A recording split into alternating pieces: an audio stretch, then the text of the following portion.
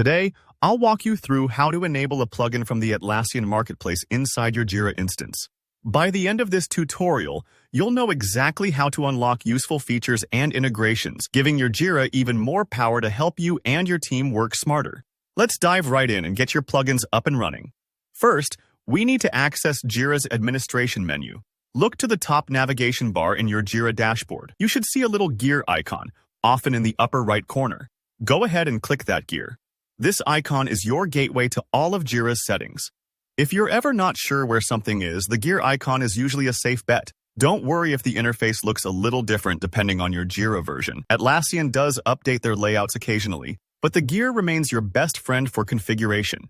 Now, in the menu that appears, you'll see several options, but we're looking for anything related to the Atlassian marketplace. Typically, you'll find a section called Atlassian Marketplace. Under that, click on Manage Apps.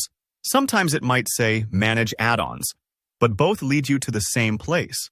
Think of this screen as your personal app command center. Here, you can add, configure, and control all your Jira apps in one spot.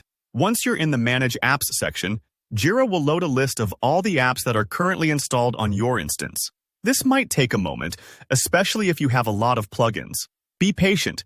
It's a bit like waiting for your toolbox to open so you can see all your handy tools. Scroll through the list until you find the app or plugin you want to enable. You'll notice that disabled plugins aren't just hidden. Instead, they'll have an Enable button or link next to their name. If you're not seeing the plugin, make sure you're looking at All Apps or All Add-ons. Sometimes the view might be filtered. Now go ahead and click the Enable button next to the plugin you want to activate.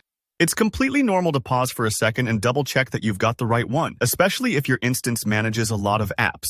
Once you hit Enable, Jira will process your request. You might see a spinner or a brief loading message. Don't worry, this is just Jira making sure the plugin is ready to go. In many cases, your plugin is now active and good to use right away.